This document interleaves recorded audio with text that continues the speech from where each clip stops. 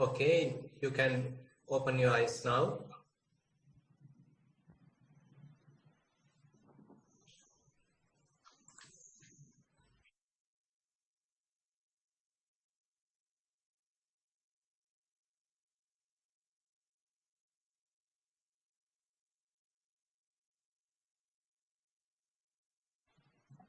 Actually, if I have to explain a little bit about this rising and falling practice, so this is one of the very commonly used practice to develop mindfulness. You know, this is first actually introduced by Most Venerable Mahasi Sayadaw, so in Burma, and then it was transferred from generation to generation, from Sayadaw to Sayadaw. Actually, from Mahasi Sayadaw to the Sayadaw Pandita, that is Pandita Abhivansa Sayadaw, and then it came to even Sri Lanka, and now there are many practitioners using this technique to develop mindfulness. So this is in a way quite easy technique, because sometimes people feel that breath is not that comfortable, or breath is very subtle. They can't feel it. For a beginner, sometimes being mindful about the breath could be difficult. But on the other hand, this being mindful about rising and falling comes as a very easy practice. It is very common, and even for young people, even for children, this can be used. Actually, now they have introduced keeping a little toy or doll on one's tummy while on the lying down position, and then being aware of how this toy going up and down. That is actually a kind of a little creativity connected with this rising and falling practice. And on the other hand, if you still can't feel any rising and falling, probably you can keep your palm, your left palm or right palm to your tummy or onto your abdomen, and simply being aware how kind of a little motion, little movement happens in your arm. So you are naturally breathing, and as you're breathing in, so the arm little move forward, and as you breathe out, arm comes back. So without the arm, still you can feel that as you're breathing in, the whole tummy or especially the abdomen is coming down, coming forward, going forward as you're breathing in. And as you breathe out, it comes back. And there are various sensations actually attached to this whole practice. I mean, before going there, actually, we can, even while you are doing this practice, if you feel that the mind wanders, probably you can introduce noting. Sometimes we call it as labeling. So as you feel rising, so then you are mentally verbalizing it as rising. Simple word, simply you are noting it as rising. And as you feel that the abdomen is coming back, then you are noting it as falling. Very gently, without disturbing this whole process, you are simply noting it as rising, falling. Rising, falling. So it is kind of an acknowledgement. So physically you feel it, you sense it. At the same time, mentally you are seconding it. Mentally you acknowledge it. So this actually sort of balances the whole process. This actually somewhat coordinate the whole process, because sometimes if the body is doing one thing and mentally we are doing something else. But right now we need to somewhat synchronize these both processes. Bodily we are observing and we are experiencing some activity. At the same time, mentally we are appreciating, we are acknowledging that same activity. So the mental acknowledgement and the physical movement, physical process are hand in hand. Both are acknowledging each other. So this actually synchronizes the whole process, and it really contributes to develop mindfulness. So Therefore, it is commonly used, especially in Burma. If you visit Burma nowadays, only very rarely people will teach Anapanasati. Instead, there are many places rising and falling practice has given more prominence. So, as you are able to establish mindfulness using this little technique, then probably you can stop noting that is the verbalizing, rising and falling. You can simply stop that and simply be aware whether you can really feel rising, whether you can really feel falling. So there is no any mental verbalizing, any labeling, any noting as such, but rather the mind is very quiet, but you are experiencing rising. You are feeling the falling. The whole process you can feel, you can sense. You don't need to make any kind of a artificial effort for doing that. Simply you are being aware. Now the body is breathing in.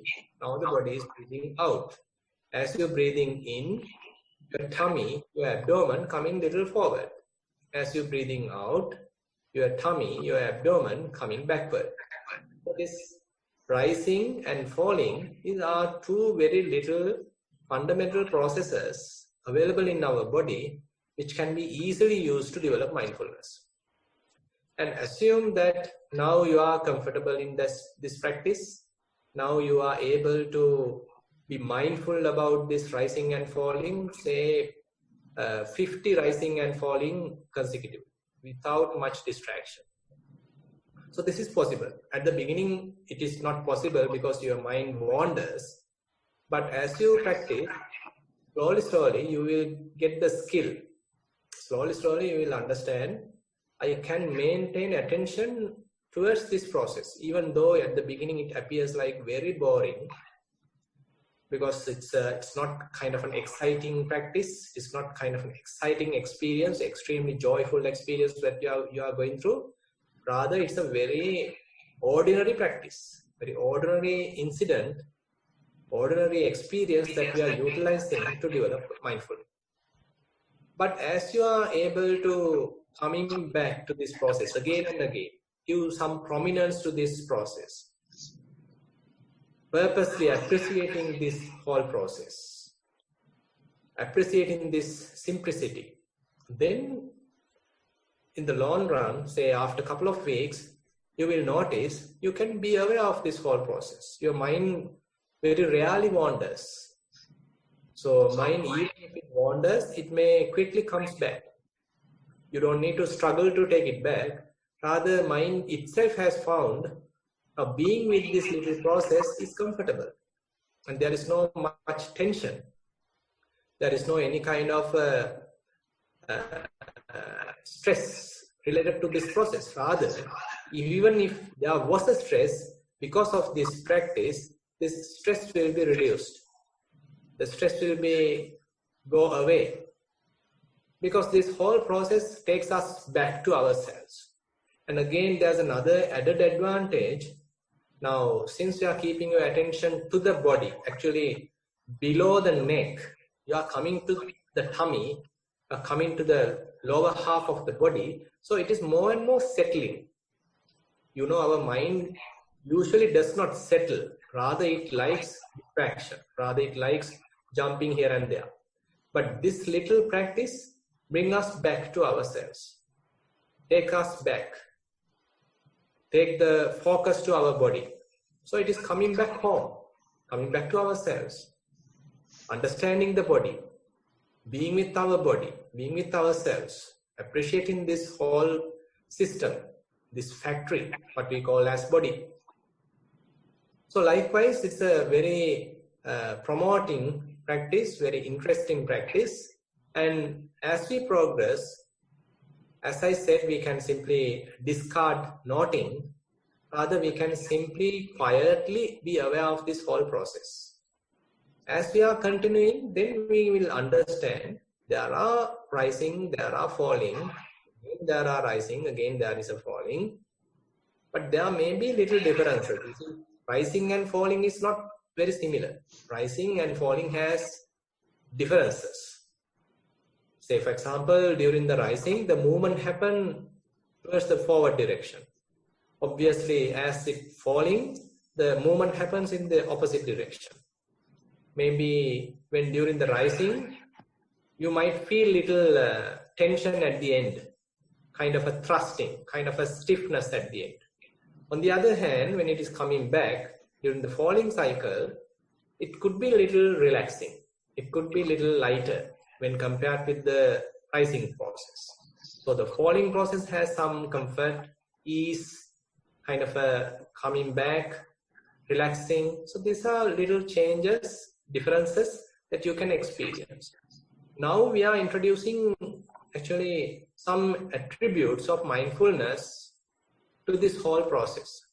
At the beginning, we simply establish mindfulness, but later, slowly, we are somewhat refining the whole process, fine-tuning the whole process, so that now we are trying to contribute towards the clear comprehension, sampajanya. Yeah, we can distinctly recognize what are the qualities or what are the characteristics of rising and what are the characteristics of falling. There may be differences in these two processes, and we are recognizing what are these differences. And then suppose as the rising happens, there are little rising. It may not be a single rising. It may be a combination or collection of little risings.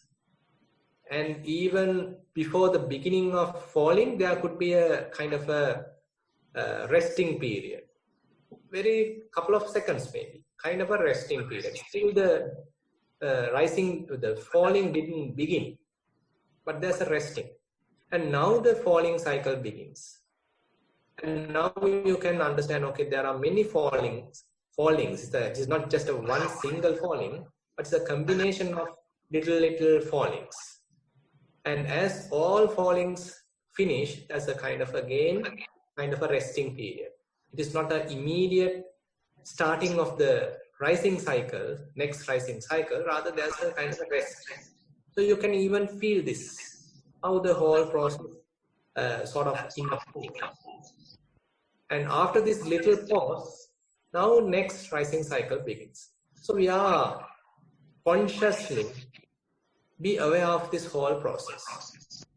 So it is coming back to ourselves, since it's a very natural, very easy, very simple process, and it is readily available for us. So it is extremely relaxing, extremely contributing to the mindfulness. And later, actually, we can distinctly know various element characteristics. So there are sort of progressive stages to this whole practice. I am just encouraging you. So here, you feel that breathing practices could be difficult, might be difficult, you can easily switch to this rising and falling, and you can continue in this practice. But on the other hand, it does not mean that if you are very comfortable and you are successful breathing practice, so stick to that. You don't need to switch to rising and falling. But for the people who are not comfortable with breathing, anapanasati, probably you can try rising and falling. I was keeping my attention on rising, so I felt like this. Then I am keeping my attention on falling, so I felt like this. And suppose I was able to continue that for several cycles, you can indicate how many. And suppose now my mind has shifted, my mind has distracted. So you have to honestly write it. It is your own experience. No need to, there is no point of copying another or imagining anything. Rather, this has to be a very experiential information. You have to really do it and then write it. There is no point of copying another person. There is no point of imagining and fabricating and writing it. Rather, you really have to do it, experience it, and then you have to write it. And you are simply writing it very honestly. Even if you didn't succeed, you simply write it. Okay, there were many distractions. I couldn't even look at a couple of say, rising and falling. My mind was so jumpy. So likewise, you can honestly write it. And then suppose, what are the distractions? Probably you can explain that. So what are the distractions? My mind so much into inner chattering, so much going to the past, so much going to the future about various, say, uncertainties, a lot of doubts, what's going to happen in the future, whether the corona, the spread going to stop, all these little things, little panics in our current situation, all these things could be distractions. So you can honestly write, okay, these are the worries at the moment my mind is going through. So therefore I couldn't much contribute today, couldn't much concentrate today. So likewise, you can honestly write. And then you can explain about walking session. So actually sitting session is one area, one stage in your, one section of your report. And then you can explain the walking experience, how I did my walking. So where I did select it, how I started it.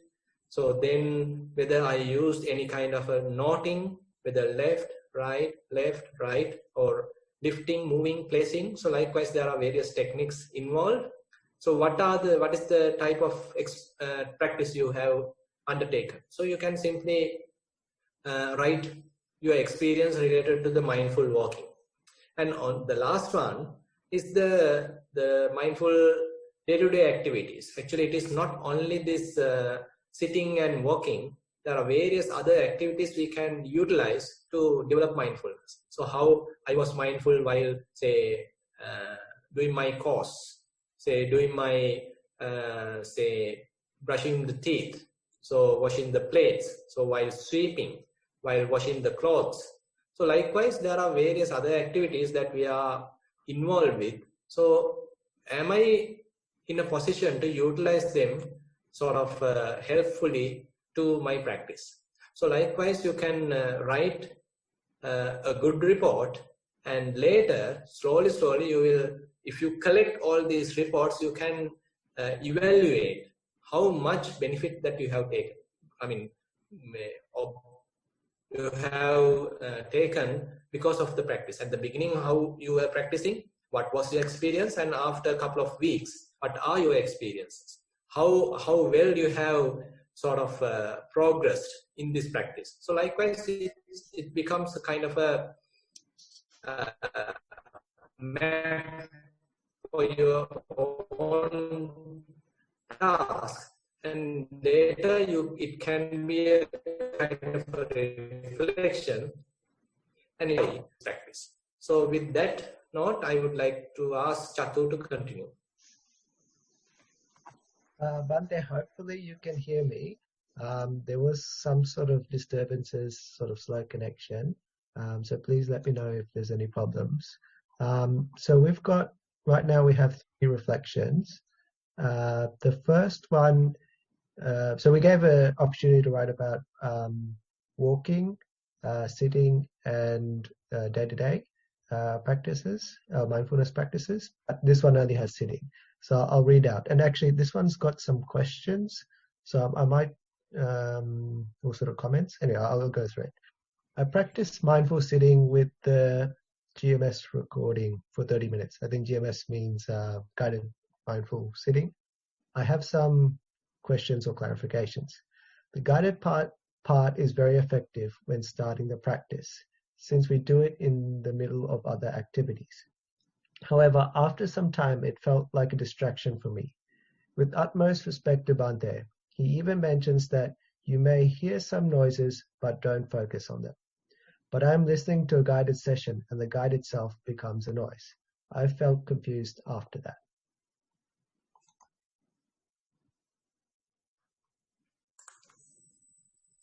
Yeah, actually, this is a common situation. So at the beginning, we think that we can be quickly focus where we need. But our mind is so jumpy that it is not used to this kind of a simple activity. Rather, it jumps from this to that. So therefore, we have to be very patient in handling the mind. So don't worry. And if you recognize that Now the mind is not on the primary object. So that itself is mindfulness. Actually, when we are unmindful, we are not in this world. We are in a kind of a fantasy. We are in a dream.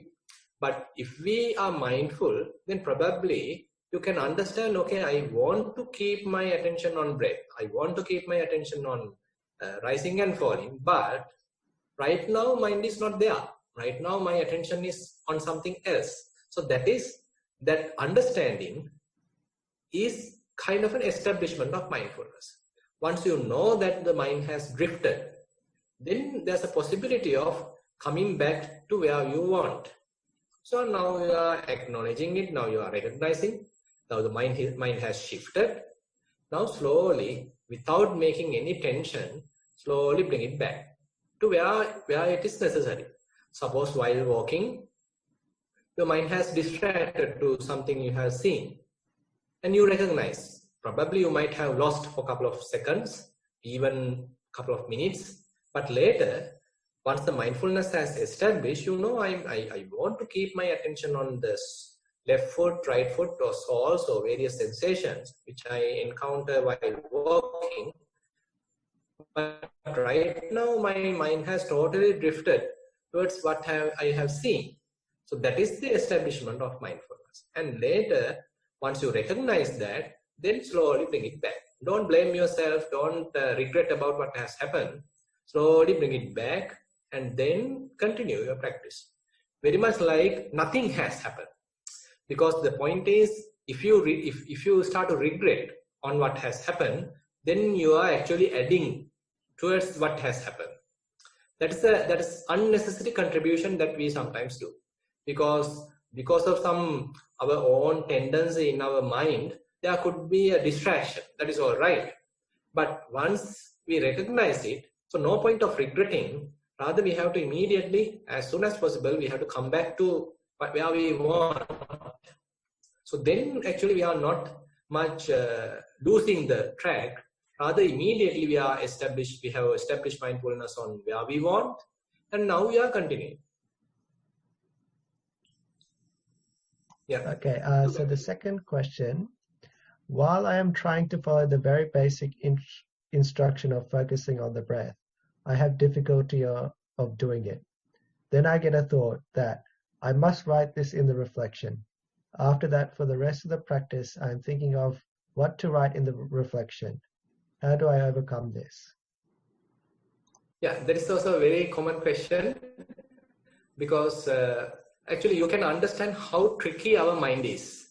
It's like a child. So when we are practicing, now it is planning how I am going to write the report, how I am going to sort of write down my own experience, what are the sort of words I am going to use, whether the teacher going to blame me, whether the others might laugh me, whether others might think that I am not a good practitioner. All these are nonsense. Actually, our mind is adding. But once we know that, then we know, okay, this mind is still like a child. It's not trained yet. It is not tamed yet. It's not matured. So you simply acknowledge that we become very ground to earth, down to earth, and then we are like children. Because we understand, okay, still this mind is like this. So I have to sort of take care of it. I have to look after it. And again, I have to grow it. I have to take in a proper direction so that I will be in a good position to control the mind or to handle the mind. So these are all sort of awakening, sort of understanding about our own situation, and then coming back to the practice, simply, and then again coming back to the practice, and again doing a couple of breaths, or again doing rising and falling. Suppose after 5 breaths, after 5 rising and fallings, again mind distracts. Again it is planning about report writing. Nothing to worry. Don't worry. Again come back. You simply recognize, okay, again the mind is planning. Again, simply you let it go and come back to the primary object. So this is kind of a trial is like very much difficult, but slowly you will succeed in this whole process. So the third question, another question I have is initially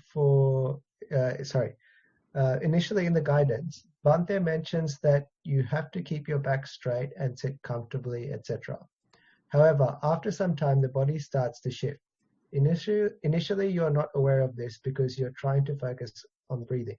However, when your mind starts to wander, the first thing you notice is that you are in an uncomfortable position, or that the initial posture that you sat has changed. I wasn't sure what to do. Should we change the posture to a more comfortable one? Should I just keep going even though it is painful and uncomfortable to stay like that? If I try to make changes to the posture, will that break my concentration on the breathing?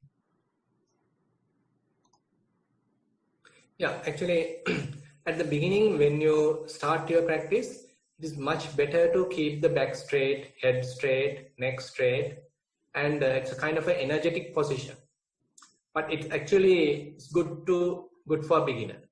But as you progress during the same session, once your body found the most comfortable posture, there could be some finer adjustments.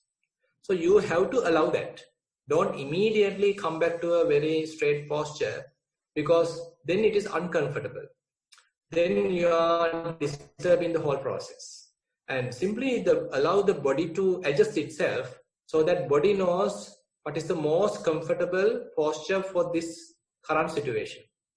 It may not be a kind of a complete collapse. It could be a slight adjustment. But suppose the body is really bending and almost like collapsed. If you are extremely mindful, even this whole process, you can even continue for a while. And if you know now it has gone too much, gone too far, probably you have to adjust yourself.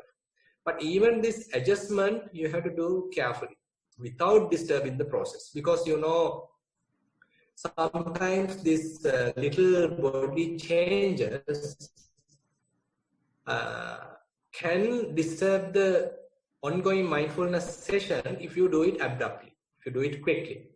But on the other hand, if you know, even though this body right now is not in a good position, not in a sort of a best position, still I am mindful about the whole process. Still the mindfulness is growing. If you understand that, then let it be for a while.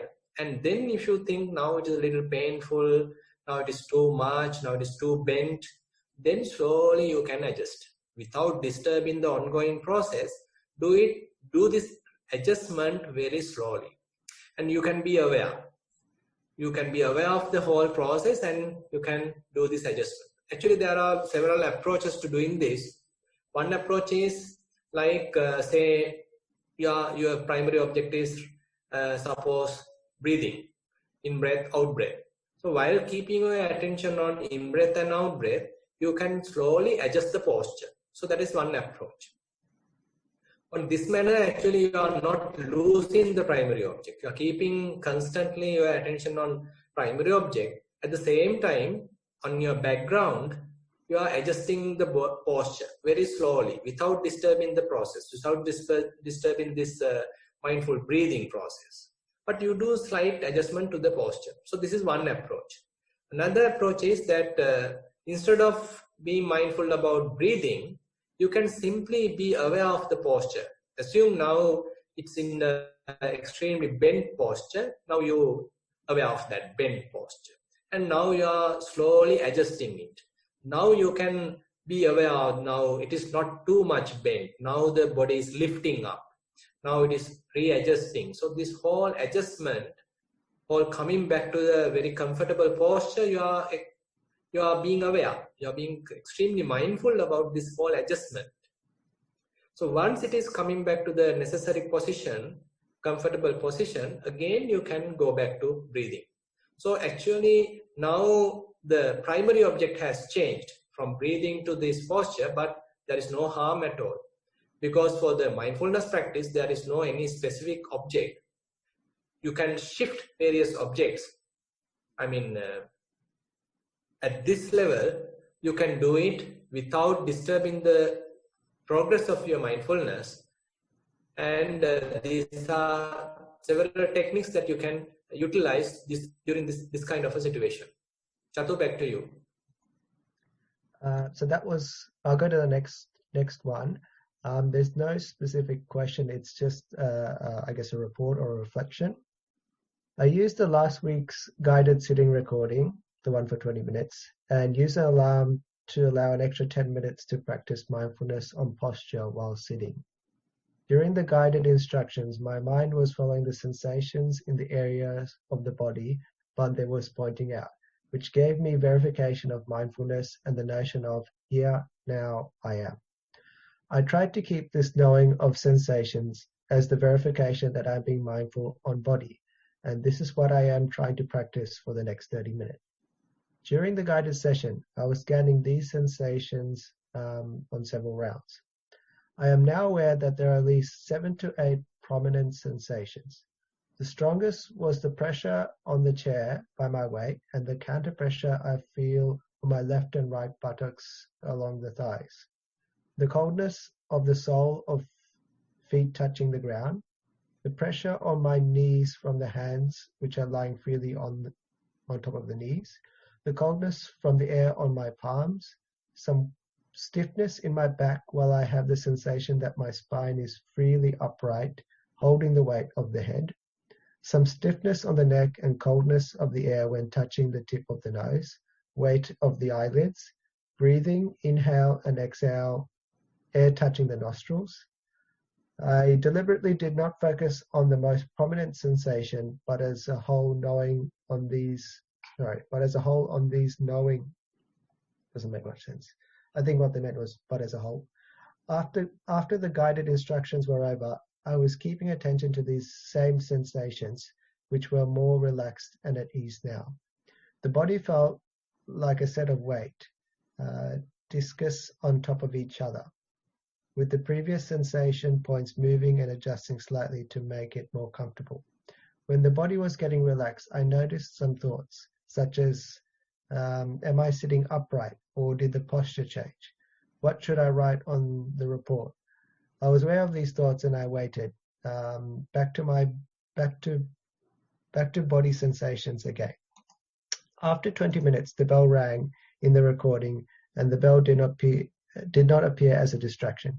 I could hear the sound in the midst of body sensations, relaxed feelings, all in a mix of tangled sensations. It was like the mind suspended on these sensations.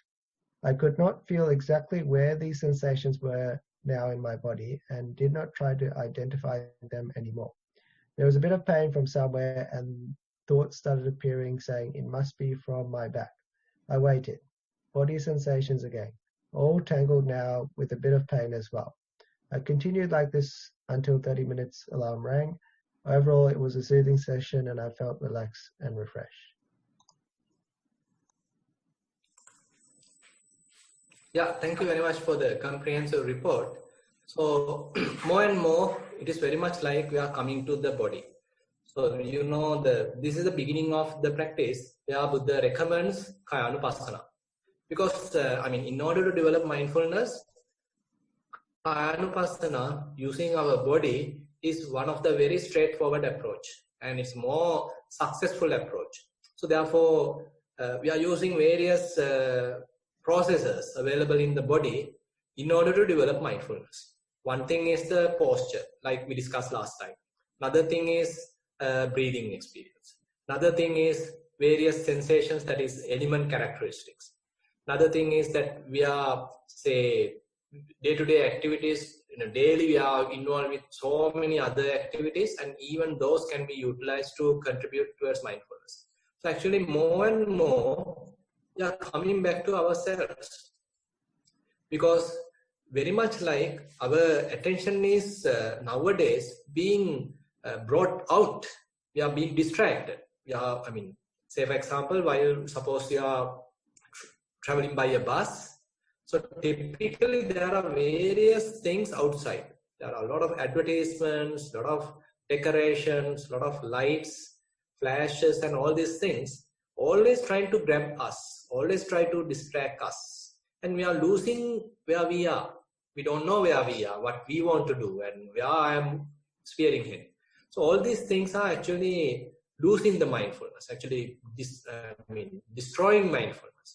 On the other hand, when we are able to come back to ourselves, and then the available processes appear like very boring, appear like very ordinary. So that is where we think that I am not having any progress, it is not interesting, it is extremely boring, I feel sleepy, I feel drowsy. What's the point of just looking at rising and falling?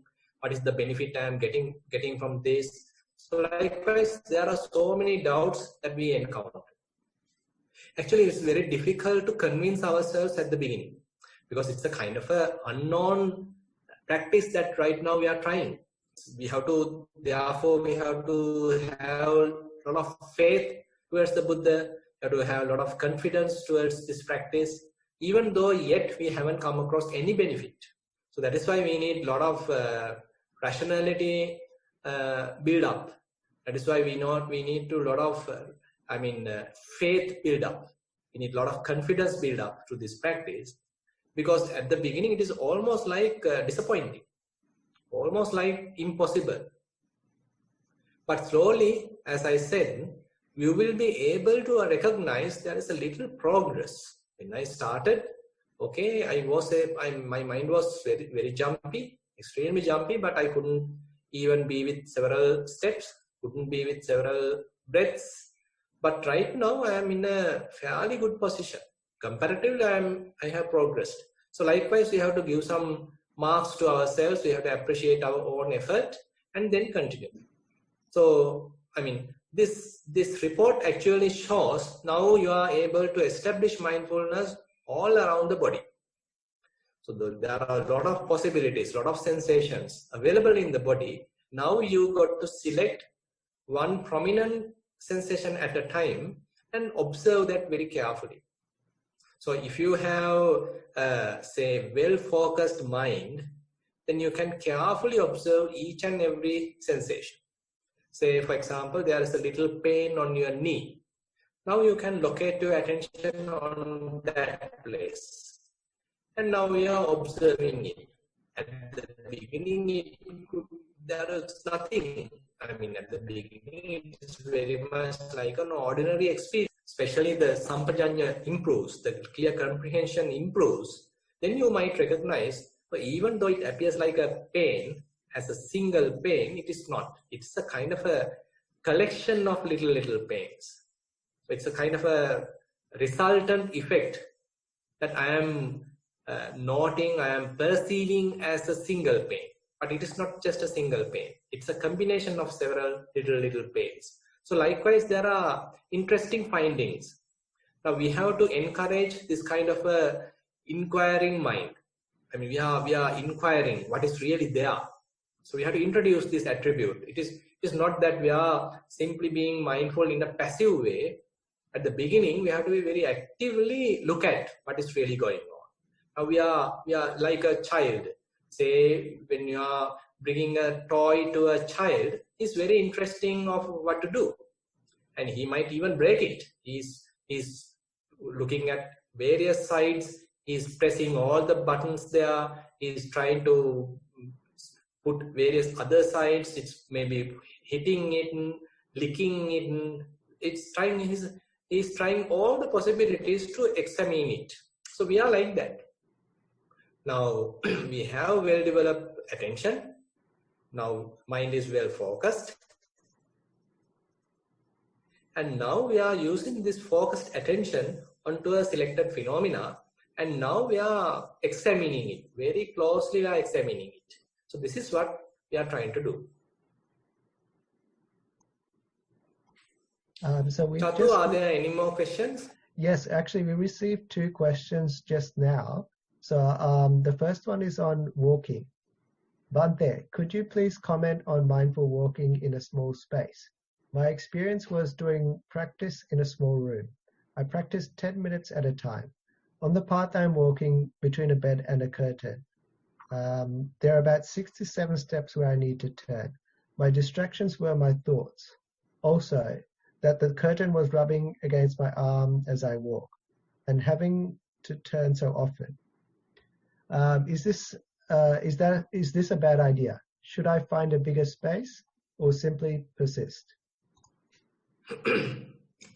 Yeah, I mean, it is preferred if you can find a longer distance, because I mean, if for a beginner, if you have to quickly turn yourself and there are a lot of other distractions, it could be difficult. But on the other hand, for a amateur, even a little distance could be all right. I mean, if you are in a position to find a longer distance, go for that. And as you have mentioned, so there are various distractions because our eyes are open, so there's a possibility that we may get distracted on what we have seen, and we may hear various others are talking, and maybe our colleagues are talking, and birds are singing, other people are shouting, and a lot of distractions are there. But the challenge in the walking practice is, among these all disturbances, are we in a position to locate our attention on where we want? This is actually a challenge.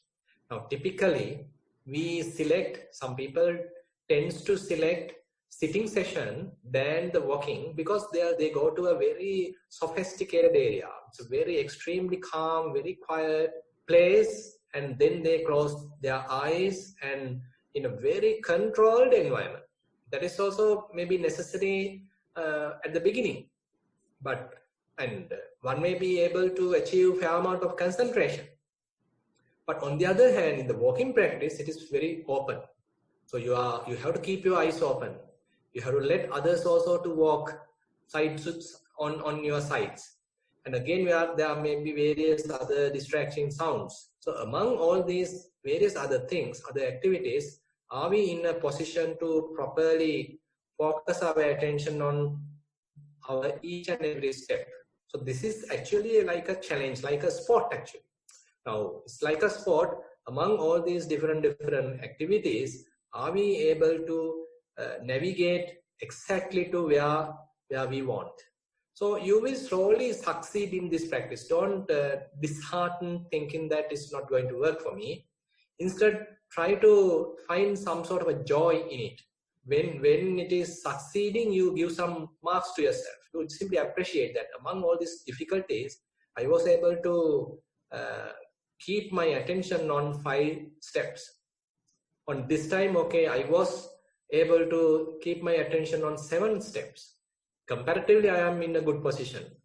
Previously, I could do only 5 steps. Now I can handle it for 7 steps.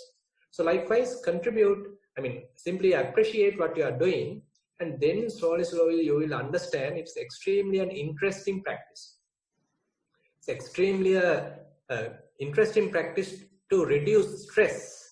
Because suppose you are in a very hectic situation, suppose you had a lot of troubles at your working place, and you had a lot of traffic jam on your way, and now immediately if you try to sit, your sitting session almost will be a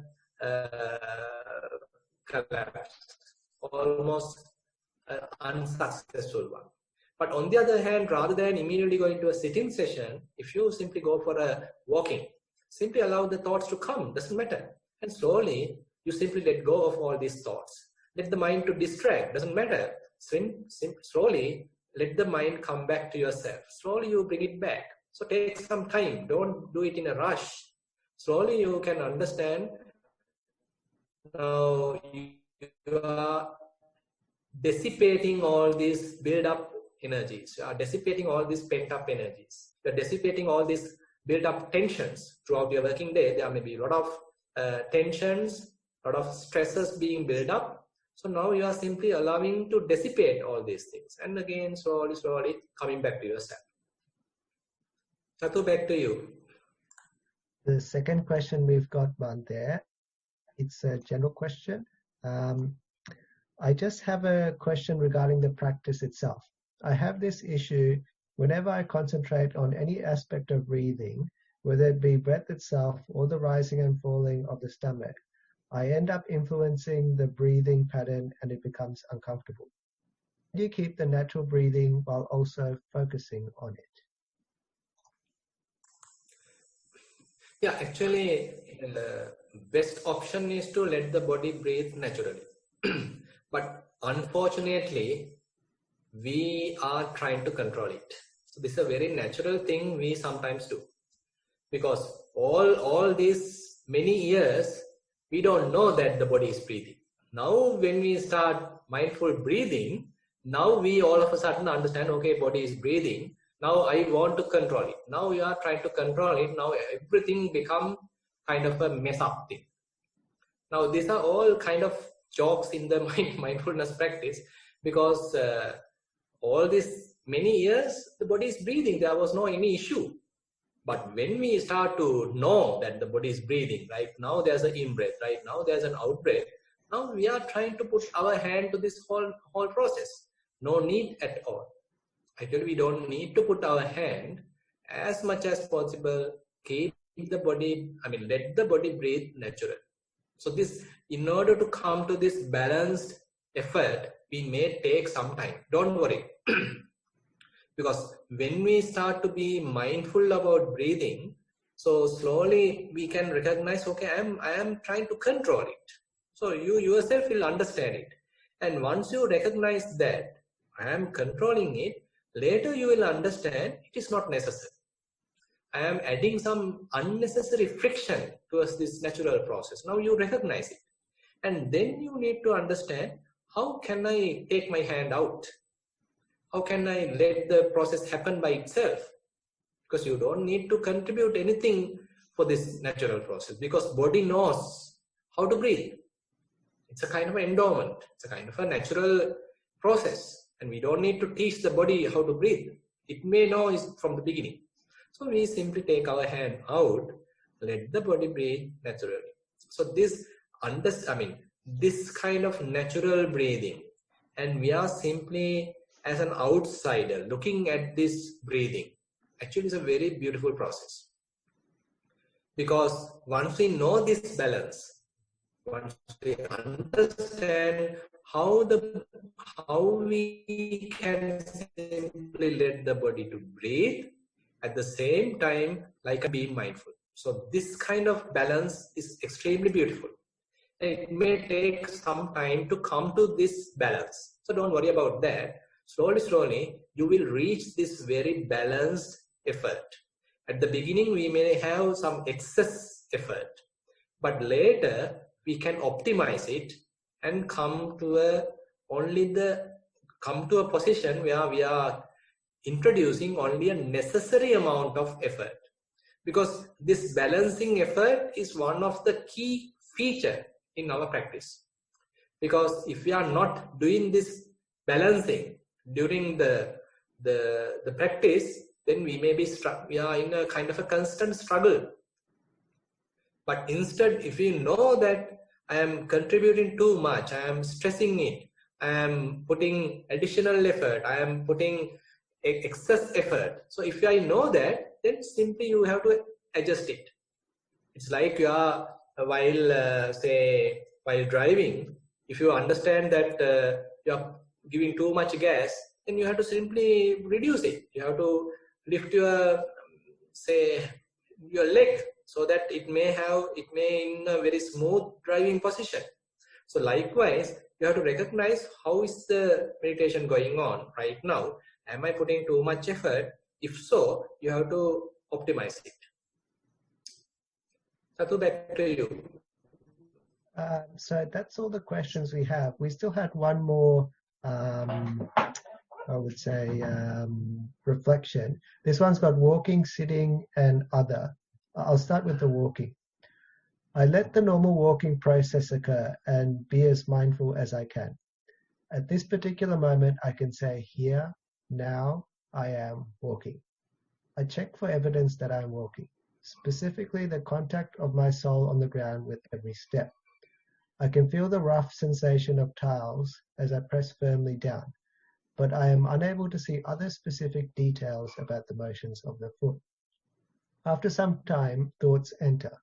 The tendency is to get absorbed in them, and I forget that I am walking. However, this doesn't go on forever, and after some time, I remember that I was meant to be paying attention to the foot and direct my attention back there again. I don't have any particular reaction to these thoughts.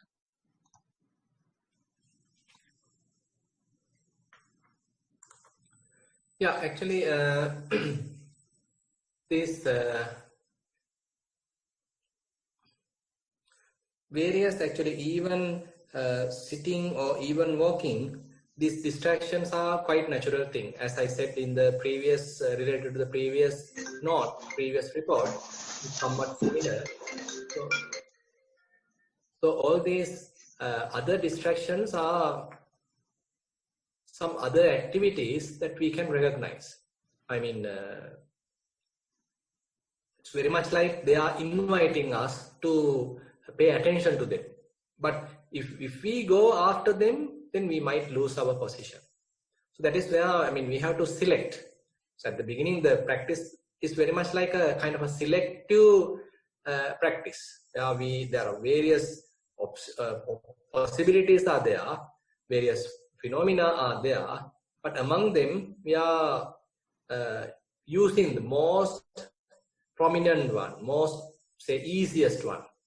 So that we can contribute to mindfulness. So don't worry, I mean, so these are all different experiences that we understand how this mind behaves.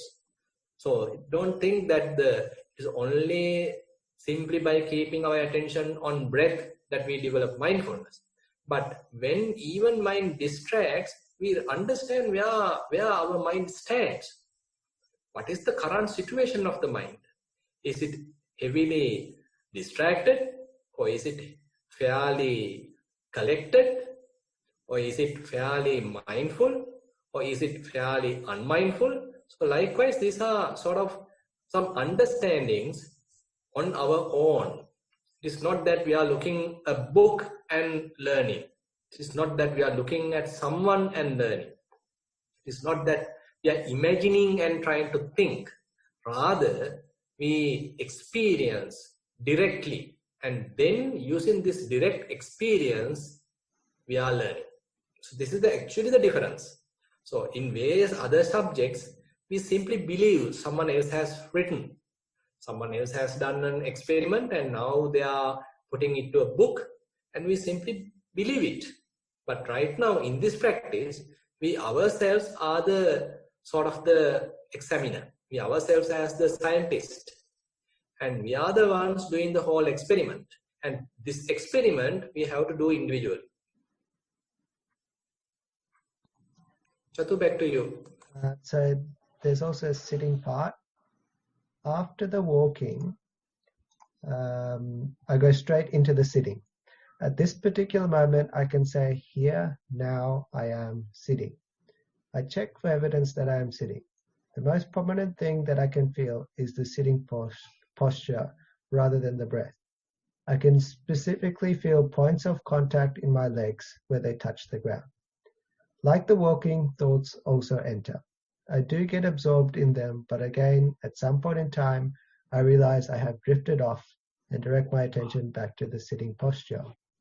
I noticed over time during sitting that the points of contact in my body become less prominent, or I could say harder to distinguish when compared to the start of the sitting session. Yeah. Now, I mean, knowing that right now I can't figure out whether it is in breath, whether it is out breath, whether it is the rising, whether it is falling. So these are in a way kind of refinements happening to our perception. Say for example, at the beginning, as you said in this report, so there are various sensations. I can clearly recognize, okay, this is a little pain. This is a little comfort. This is a little happiness. This is a kind of a sensation. This is kind of a stiffness. This is kind of a hardness. So likewise, we can clearly recognize various sensations.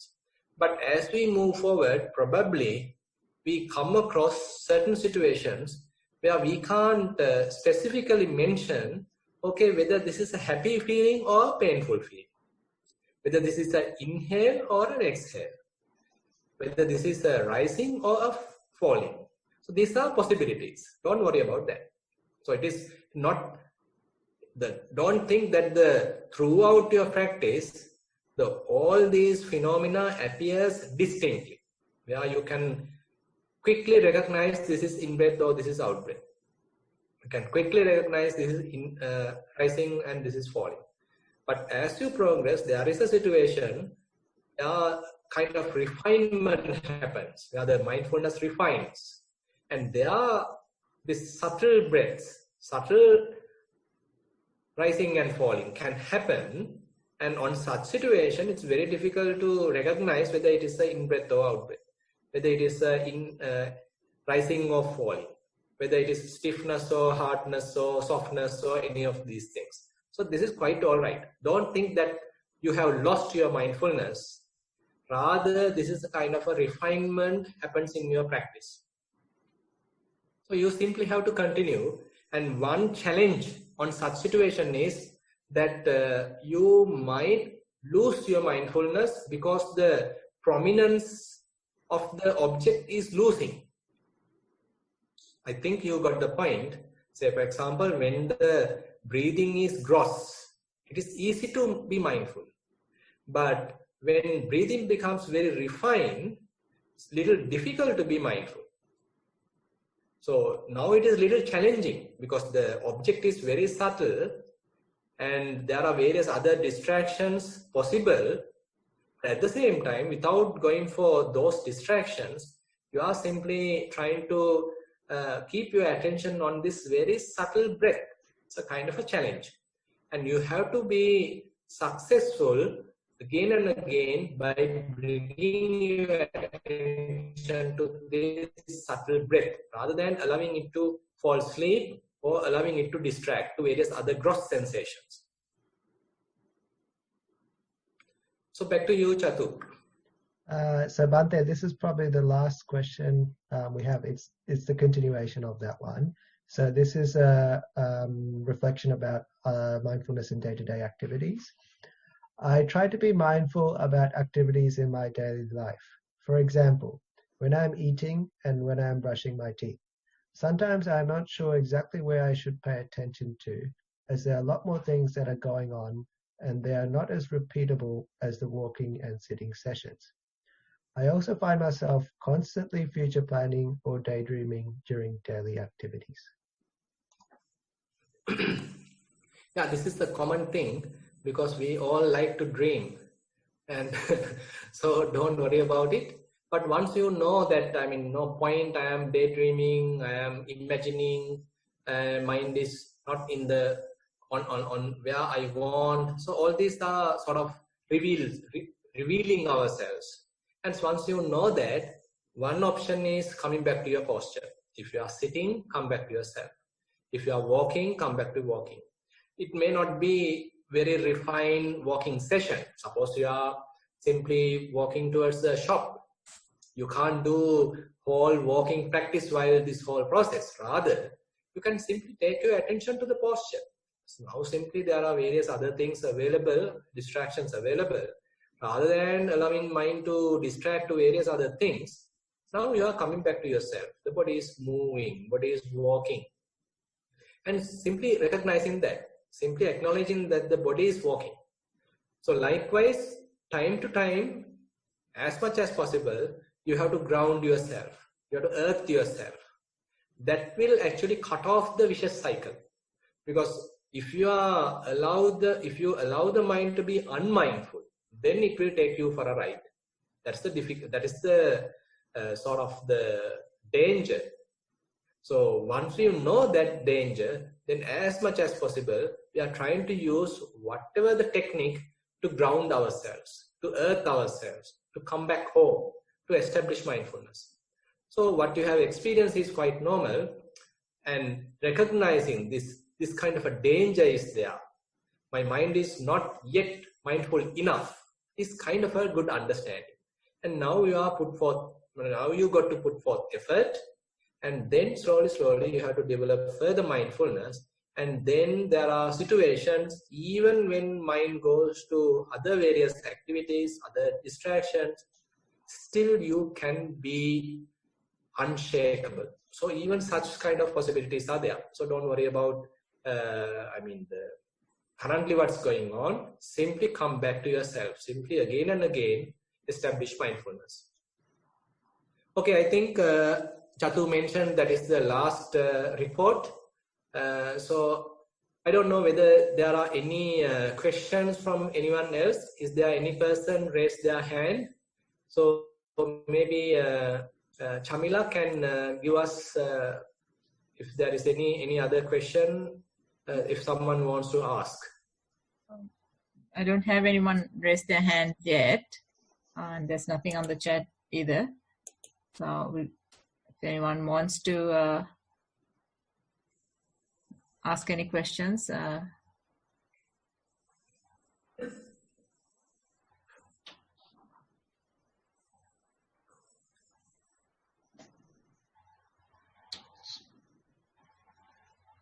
we got 1 minute.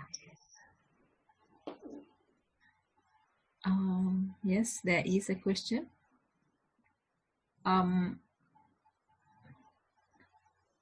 There's a question on the chat. Do you want me to read that out? Yeah, better read, no? Yes. Chatu, you want to read that? Okay, I'll read. Bhante, during day-to-day activities, you mentioned focusing on posture as one way to ground ourselves. Do you have any other suggestions? Certainly. Suppose you are sweeping the garden. At that time, coming back to the posture is one option. But on the other hand, you can feel how the broom is touching the ground, how the grip of your hands being felt, and how your attention being in this whole activity, and maybe how the leaves are being collected. Now we are in this current process. Now, say for example, since this sweeping is a very ordinary activity, we are typically planning something very complex and do the sweeping. So this is an extremely unmindful situation. We may be planning how I am going to solve a problem, how I am going to design a program, how I am going to buy groceries to the home, how I am going to work out some problem at my office. So there are various other interesting things that we might have to think. But the body is right now sweeping. So this is something that we have to avoid. In the mindful day-to-day activities, what we are trying to do is, irrespective of the activity, it may be an extremely ordinary activity or maybe an extremely interesting activity. But we have to keep our attention on the present activity. As I said, right now, if I am sweeping, simply take your attention to this sweeping. In this whole process, there are many areas where you can keep your attention. As I said, maybe the grip of the broom, maybe how the leaves are being collected, maybe how your soles are touching the ground. And likewise, there are various, and maybe even the sounds coming out of this sweeping. So these are like different possibilities where you can establish mindfulness. So likewise, suppose now you are brushing the teeth.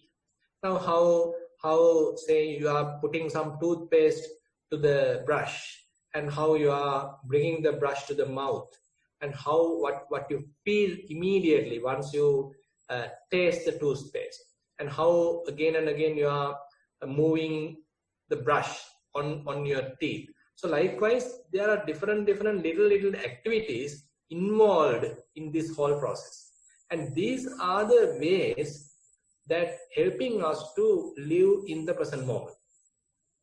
It's not a difficult practice. What happens is we constantly forget it because it is so ordinary, extremely ordinary. It is extremely simple. because of this ordinariness, because of this simplicity, our mind tends to distract. This is what we need to understand. And then we understand, okay, the mind has distracted. Don't blame yourself. Don't regret. Bring it back to this present, simple, ordinary activity. Again and again, we have to habituate the mind, train the mind to come back to ourselves, to come back to this ongoing, very ordinary process, and that will help us to ground well.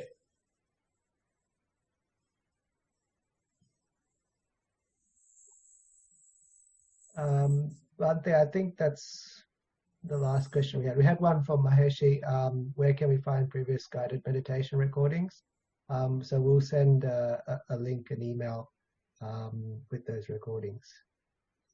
Actually, Saranga, I just put one there already. I might pass back to Arunaya just to wrap up. Yeah, I mean, before wrapping up, I think now today many have written their experiences. This is something that we can encourage, because I mean, no point of simply I am talking while you all are simply listening. Rather, if you are able to get involved in this practice, that is the most important thing, because this is not a session simply to discuss something different, say dogmatic or philosophical things. It also can be done, but what is most important is to practically get involved in this practice. That is the most important thing. So, I mean, no point of reading so many books about meditation if we are not meditating.